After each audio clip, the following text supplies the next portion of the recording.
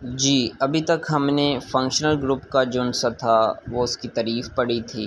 उसके बाद हमने देखा था कि कार्बन, हाइड्रोजन और ऑक्सीजन पर मुश्तमिल फंक्शनल ग्रुप, ठीक है।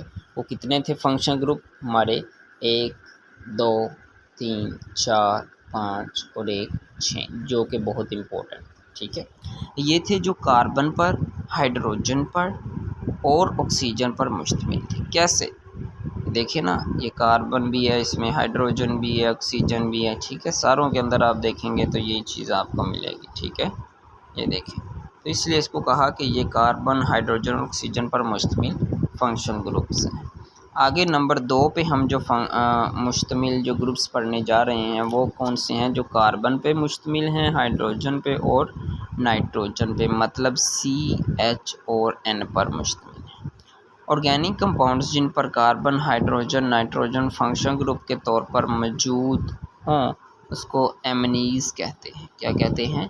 एमनीज़। मतलब ऐसे ऑर्गेनिक कंपाउंड जिसमें C हो, H हो, N हो, उसको एमनीज़ कहते हैं। कैसे? इनका फंक्शनल ग्रुप होता है NH2। कितना होता है? NH2। और इसका फिर जनरल फार्मूला क्या होगा? R-NH2। R-NH2।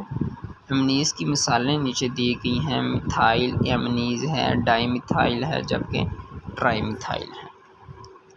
ये आप देख सकते हैं, मिथाइल है तो ये मिथाइल लग गया, बाकी उसका फंक्शनल ग्रुप वैसे ही। डाई या डाई मैंने पीछे भी बताया था कि उसमें 2 लगेंगे, इसमें डाई 2 होते हैं, ट्राई 3 होते हैं, ठीक है। तो इसमें 2 लग जाएंगे और ये NH वैसे ही। अब यहाँ पे आप देखेंगे, यहाँ पे NH2 था, यहाँ पे NH क्यों रह गया? क्योंकि एक था इसके साथ जुड़ा हुआ था, जबकि यहाँ पे 2 जुड़ गए, ठीक है। अब यहाँ पे ट्राई हो गया तो इसका मतलब 3 जुड़ गया, तो यहाँ पे H ख़त्म ही हो जाएगा। उम्मीद है आपको क्लियर हो गया होगा।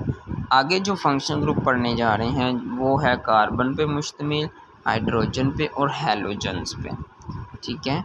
ऑर्गेनिक कंपाउंड जिनमें carbon, hydrogen, halogen functions group के तौर पर मौजूद हों उनको अल्काइल हाइलाइड्स कहते हैं, ठीक है। बहुत इम्पोर्टेंट तारीफ़ भी है ये अल्काइल हाइलाइड्स के, मतलब ऐसे जो कार्बन पे, हाइड्रोजन, हैलोजन्स पे मुश्तमिल होते हैं उनको अल्काइल हाइलाइड्स का नाम देते हैं।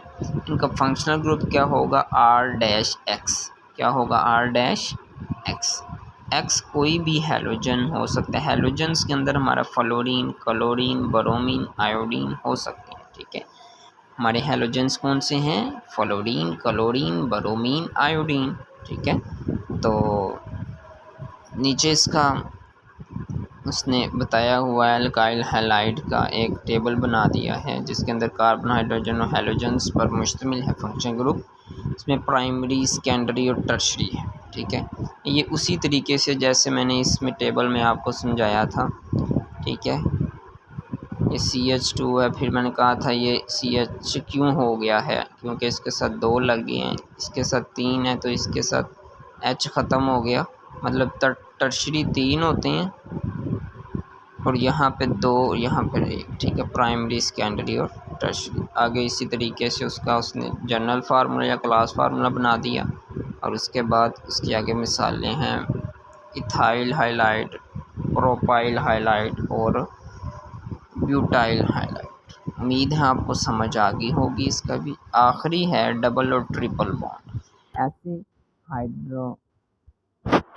हाइड्रोकार्बन जिनके मॉलिक्यूल्स में 2 कार्बन एटम्स के दरमियान डबल बॉन्ड मौजूद हो, 2 कार्बन एटम्स के दरमियान डबल बॉन्ड मौजूद हों उन्हें कहते हैं अल्कीन।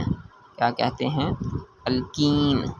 याद रखना है, जिनके दरमियान डबल बॉन्ड होगा कार्बन्स में उनको अल्कीन कहते हैं। ये देखें, इसमें डबल बॉन्ड है, इसमें भी डबल बॉन्ड है, ये इथीन हो गया, ये फिर प्रोपीन हो गया, ठीक है। प्रोपीन, इथीन हो गया। उम्मीद है आपको क्लियर हो गया होगा। आगे है ऐसे हाइड्रोकार्बन्स या हाइड्राइड्स जिनके मॉलिक्यूल्स में 2 कार्बन एटम्स के दरमियान ट्रिपल बॉन्ड हो। कितने हो? 3 लाइंस हों, तो उसको हम उसको हम अल्काइन कहते हैं। अल्काइन का नाम देते हैं। ये अल्कीन था, ये फिर क्या बन गए अल्काइन। तो इसको फिर क्या कहेंगे, ये 3 है, इसमें भी 3 है, इसको फिर क्या कहेंगे इथाइन, इसको प्रोपाइन। उम्मीद है आपको यहाँ तक मुकम्मल हो चुका होगा। तो ये बहुत ही इम्पोर्टेंट है, हद से ज़्यादा। इसको अच्छी तरह से याद कीजिएगा। ये फंक्शनल ग्रुप यहाँ से स्टार्ट होता है और यहाँ पर कंप्लीट होता है। आगे इसके टेस्ट्स हैं, वो इजीली आप पढ़ के समझ सकते हैं। ओके, अल्लाह हाफिज़।